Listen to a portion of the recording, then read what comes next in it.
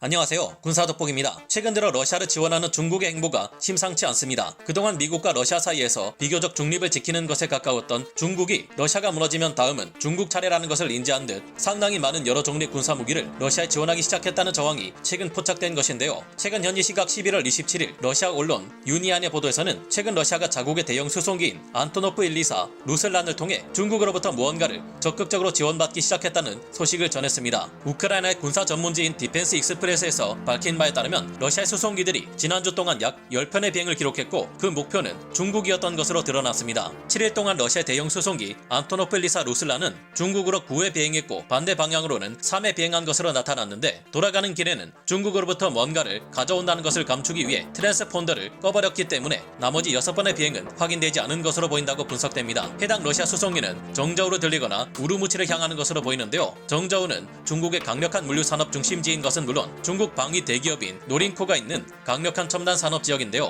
우르무치 또한 수많은 산업 대기업의 생산 현장인 것으로 알려져 있습니다. 중국의 해당 공항 인근 지역 주민들은 관련 영상과 사진을 올리며 중국이 러시아에 적극적인 군사 지원을 시작한 것으로 보인다고 추정했습니다. 중국에서는 해당 수송기가 중국에서 많은 군용 장비들을 적재하는 영상이 촬영되어 유출되기도 했는데요. 이에 따라 러시아군에 지원될 것으로 예상되는 중국 무기나 군사 장비가 막대할 것으로 예상되는 만큼 현재 진행 중인 우크라이나 전쟁의 향방에 변수가 일어날지 우려스러워집니다. 러시아에 대한 중국의 적극적인 군사 지원은 이 전쟁을 어떤 국면으로 몰고 가게 될 것이며 지원될 것으로 예상되는 무기들은 어떤 위력을 발휘할 수 있을까요? 전문가는 아니지만 해당 분야의 정보를 조사 정리했습니다. 본의 아니게 틀린 부분이 있을 수 있다는 점 양해해 주시면 감사하겠습니다. 여태까지 러시아에 소극적인 군사 지원만을 해왔던 중국의 태도가 크게 달라졌다는 것을 느낄 수 있습니다. 현재 우크라이나 전쟁에서 무리한 공세를 계속하며 싸우고 있는 러시아군은 전반적인 소총 장비에서부터 기갑 장비, 장갑차 전력은 물론 자주포나 곡사포, 박격포, 견인포 등의 각종 야포와 포탄 지원이 절실한 상황인데요. 그런데 최근 러시아의 안토노프 124 루슬란 수송기가 계속해서 왕복한 것으로 보이는 정저우 인근에 위치한 중국 북방공업 노린코에서는 이 같은 무기들의 대부분을 생산하고 있습니다. 노린코는 소련제 AK-47 계열의 소총은 물론 전차, 야포, 차륜형 자주포와 궤도형 자주포, 다연장 로켓은 물론 대전차 무기나 미사일 등 굉장히 다양한 분야에서 소련제 무기를 생산할 뿐 아니라 자체적으로 개발한 신무기들을 유럽 등의 방산 전시회에 적극적으로 내놓으며 판촉 활동을 벌이는 거대한 무기 방산업체인데요. 우리 한국에서 개발한 명품 자주포를 깎아내리는 발언을 할 때 중국은 자신들이 개발한 PLZ-05 자주포를 비교 대상으로 삼기도 했습니다. 물론 중국제 노린코 무기들의 성능이 형편없다는 것은 매년 진행되어 온 탱크 바이애슬론 대회를 비롯한 여러 훈련 영상에서 드러난 바 있지만 아무리 성능이 떨어진다 해도 많은 수의 무기가 우크라이나 전장에 나가 있는 러시아군에게 제공된다면 이는 전선 상황에 어떤 변수를 만들어낼지 모른다는 점에서 우려를 하게 만듭니다. 현재 러시아군에게 가장 급한 무기는 바로 강력한 포병 발약 자산일 텐데요. 5, 6월에만 해도 러시아군은 강력한 포병 발약을 바탕으로 우크라이나군의 방어선을 밀어붙였지만 우크라이나군의 하이마스와 크라프 자주포 등이 지원되기 시작하면서부터 러시아 탄약고가 집중 파괴되면서 급격히 불리해졌습니다. 이 점을 생각해보면 무엇보다 잘 정비된 포병의 강력한 화력 지원과 예전 수준의 수많은 포탄 지원이 있다면 상황은 어떻게 바뀔지 미지수일 겁니다. 러시아 포병을 압도하던 우크라이나군 포병도 하루에 가능한 포격 횟수가 2000발에서 4000발 수준으로 줄어들었고 서방에서 지원된 고정밀 포병 장비들 중 3분의 1에 해당하는 350문이 현재 전망에서 빠져 재정비를 수행하고 있는 상황인데요. 앞으로 우크라이나군도 이전과 같은 포격을 퍼붓는 것이 가능하려면 대규모 재정비를 통해 전력을 회복해야 하는데 이런 점을 생각해 볼 때 현재 러시아군에게 중국의 포병 장비들이 대거 충원된다면 이는 문제가 될 수도 있을 겁니다. 중국의 자주포 PLZ-05는 35톤 중량의 52 구경장 155mm 곡사포를 사용하는 자주포로 분당 4발에서 5발의 포격이 가능한데요. 이 자주포는 특수 사거리 연장탄을 사용할 경우 약 50km의 범위 내 목표물을 타격할 수 있는 것으로 알려져 있고 이는 우리의 K9 자주포와도 비슷한 사거리입니다. 이 자주포는 성능 면에서 목표로 했던 우수성을 보여주지 못하고 오히려 떨어지는 모습이 나타나는 데다 예산 문제 때문에 약 320문 정도만 생산되었는데요. 하지만 그렇다고 해도 구소련제의 온갖 오래된 무기들을 전장에 총동원하고 있는 지금의 러시아에게 이런 무기가 지원된다면 어둠 속의 한 줄기 빛이나 다름없을 겁니다. 중국군이 운용하는 PLZ-45 자주포는 미국제 M109 자주포를 그대로 카피한 수준에 가까운 자주포이며 운영 편제까지도 비슷하지만 미국의 M109와 많은 유사점을 가진다는 점에서 현재 러시아군에게 지원된다면 많은 도움이 될 장비인 것으로 보입니다. 중국이 총 1200대를 보유하고 있는 99식 전차와 99A식 전차는 48 구경장 125mm 활강포 포신을 갖추고 있으며 자동 장전 장치 및 연령상 조준경과 레이저 거리 측정기와 연동되는 디지털 탄도 계산기가 장착되어 있는 비교적 최신형 전차입니다. 99A식 전차의 경우 1500마력의 디젤 엔진을 갖추고 있으며 기본적인 복합 장갑을 기반으로 에라와 증가 장갑을 통합해 방어력을 증가시켰는데요. 자체 중량 또한 50톤에서 55톤에 달하며 중국군이 보유한 전차 중 최초로 포구 동적 감지 탐지기 DMRS를 탑재하고 있는 3세대 전차입니다. JD3라 불리는 독특한 레이저 방어 시스템으로 적의 공격을 방어하는 소프트킬 방식의 능동 방어 장치 또한 갖추고 있습니다. 물론 99식 전차는 자국이 개발한 대전차 미사일 HJ-8에 전차의 전면 장갑이 관통되거나 성능에 있어서 의구심이 든다는 평가가 많습니다. 하지만 아무리 그렇다고 해도 현재 1960년대나 개발된 T-62 전차까지 가져와서 전장에서 굴리는 러시아군에게는 이런 전차가 지원된다면 기적이나 다름없을 텐데요. 중국군이 약 2,500대를 운용하고 있는 명실상부한 중국 육군의 수적 주력 전차 96식 전차도 러시아군이 운용한다면 우크라이나군에게 위협이 되지는 않을지 불안합니다. 96식 전차는 과거 소련에 의해 압박을 받던 중국이 T-72 전차를 중국제 59식 전차로는 도저히 상대할 수 없다는 결론하에 개발을 거듭한 끝에 만들어진 물건이기도 한데요. 80년대 후반 중국은 소련제 T-72 전차를 밀수입해 분해하고 재설계하며 80형 전차와 85형 전차의 프로토타입을 개발합니다. 이와 함께 90식 전차를 개발했고 이를 개량해 파키스탄으로 수출함으로써 데이터를 축적하게 됩니다. 그 후속 전차 개발 작업에 착수해 96년부터 제식화해 97년부터 야전 배치된 전차인데요. 이것 또한 매년 열려왔던 탱크 바이애슬론 대회에서 보기륜이 빠져버리거나 크게 떨어지는 정확도를 보여주는 등 굴욕적인 면을 자주 보여왔으나 그래도 어떤 대전차 무게도 한방에 박살나는 T-62 전차보다는 나을 것으로 보입니다. 노린코에서는 이 밖에도 QBG-95를 비롯한 수많은 돌격소총을 생산하고 있어 기본적인 무기는 물론 전투복조차 지급받지 못하고 훈련도 받지 못한 채 전장에 불려나간 동원병들에게 도움을 줄 수 있을 것으로 보이며 PF-98 같은 대전차 화기 또한 생산하고 있어 우크라이나군의 공세를 막아야 할 러시아 방어군의 매복조에 도움이 될 수도 있을 듯합니다. 노린코는 63식 장갑차는 물론 85, 89식 장갑차, 90식 장갑차 등을 생산했고 PH-L-11, PH-16 같은 다연장 로켓도 생산하고 있습니다. 이외 다양한 경전투 차량도 생산하고 있어 이런 것들이 러시아에 대규모로 지원되어서 좋을 것은 없을 듯한데요. 물론